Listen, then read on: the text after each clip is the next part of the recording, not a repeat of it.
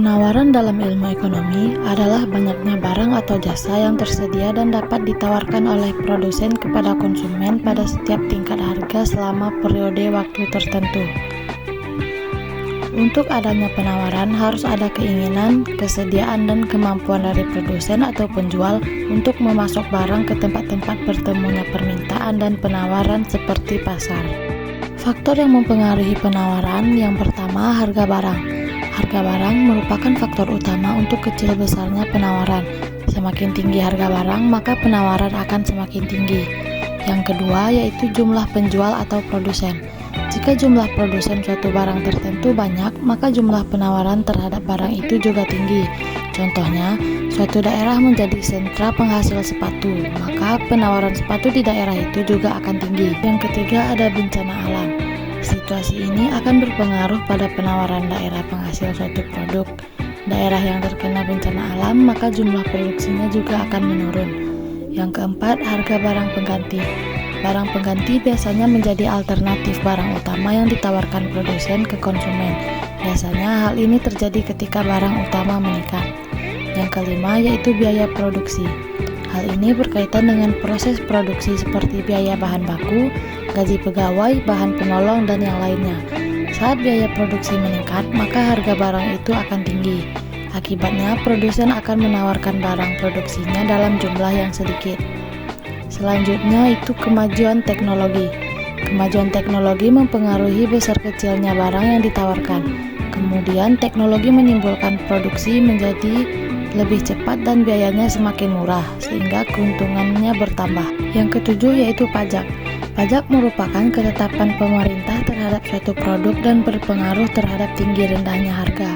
Pajak yang tinggi membuat permintaan dan penawaran berkurang. Selanjutnya yaitu perkiraan harga di masa depan. Jika perusahaan memperkirakan harga barang dan jasa naik, tetapi penghasilan masyarakat tetap, maka dia akan menurunkan jumlah barang dan jasa yang ditawarkan. Dan yang terakhir yaitu kebijakan pemerintah dan situasi politik. Misalnya, kebijakan kenaikan bea cukai atau penghapusan bea cukai yang mempengaruhi komoditas pasar. Situasi politik juga berpengaruh pada penawaran. Jika suatu negara mengalami situasi politik yang kritis, maka penawaran pasar akan semakin tinggi. Materi selanjutnya yaitu jenis-jenis penawaran. Jenis-jenis penawaran ada dua. Yang pertama, penawaran pasar yaitu jumlah total dari penawaran barang atau jasa yang telah dilakukan oleh seluruh penjual atau produsen pada tingkat harga tersebut. Dan penawaran perorangan yaitu sejumlah penawaran barang atau jasa yang dilakukan oleh masing-masing produsen atau penjual terhadap sebuah tingkat harga tertentu.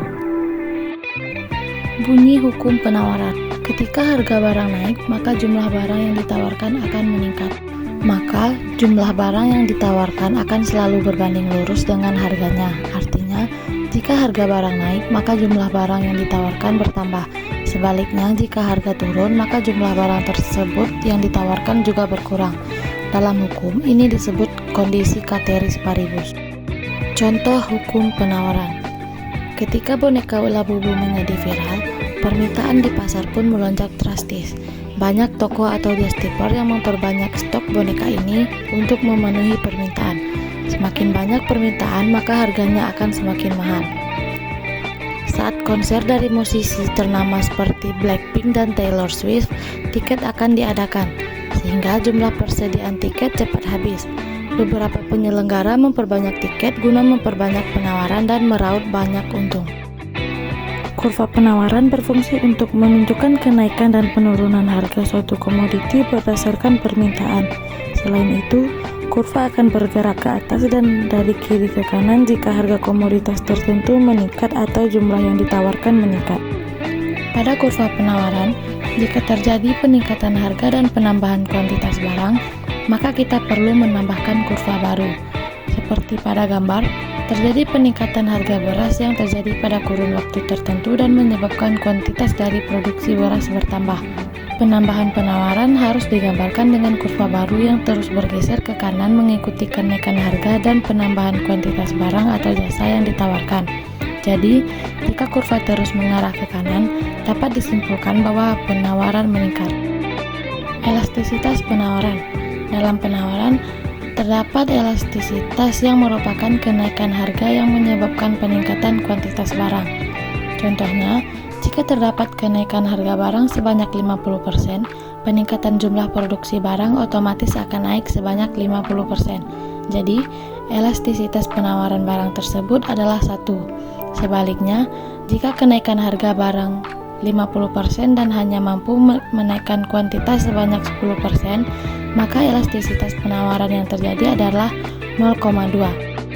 Dalam elastisitas penawaran ada beberapa jenis kurva, yaitu inelastis sempurna, elastis bernilai 0. Maksudnya, berapapun harga barang yang diberikan, jumlah produk yang ditawarkan akan tetap sama. Berikutnya inelastis. Persentase dari perubahan jumlah produk yang ditawarkan lebih kecil dibandingkan dengan persentase perubahan harga produk. Berikutnya elastis uniter. Persentase penawaran barang dan harga produk sama. Berikutnya elastis. Persentase jumlah produk lebih besar dari persentase harga produk. Berikutnya elastis sempurna. Dapat digunakan jika para penjual hanya ingin menjual produk di harga tertentu saja. Sekian materi dari saya Gazi Algifari, pamit undur diri. Wassalamualaikum warahmatullahi wabarakatuh.